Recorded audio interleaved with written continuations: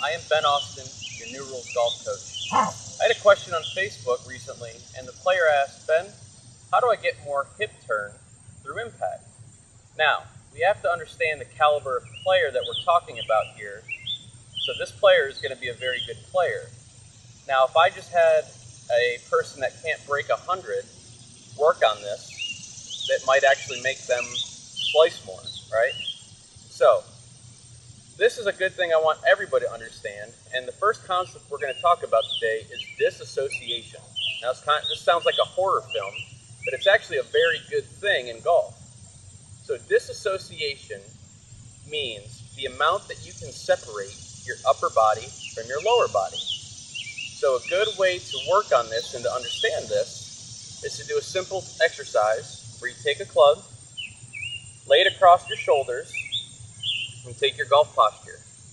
Now what you're going to do is leave this club here without moving it and see how much can you open your hips or turn them to the left and how much you can turn them to the right.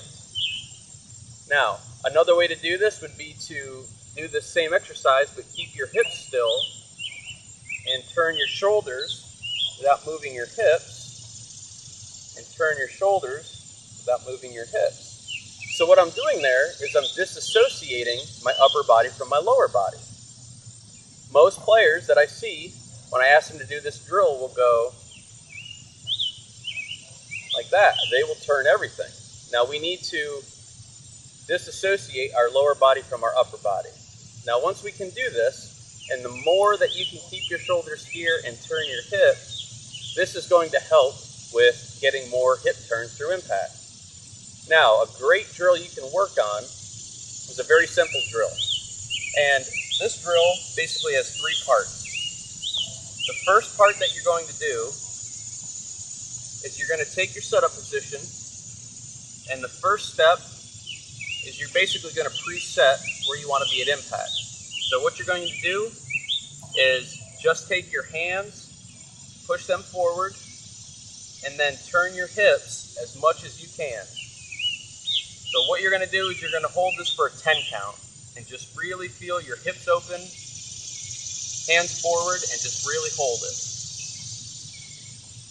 Second step, take a short backswing, same feeling without hitting the ball.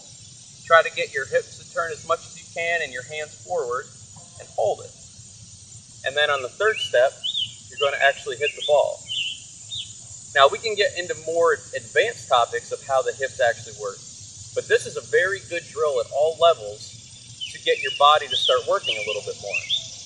Now, what I want you to be careful of is when I give this drill to a very high handicap, more than likely you're going to get here and just turn, which is going to make you slice the ball more. So understand that this player that I'm talking to is a better player, okay?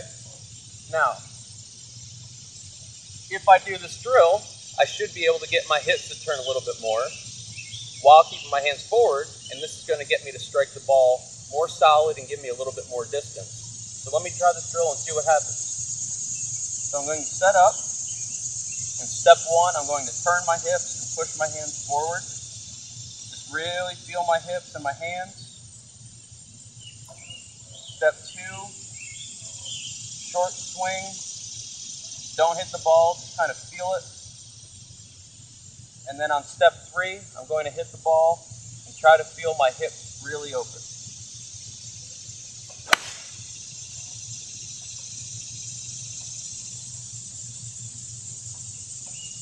Pretty good shot. Now if you do this drill, you'll get your body to activate a little bit more. You'll be able to turn your hips a little bit more. And understand that this is a better player that we're talking to, not somebody in the 110, 120 range.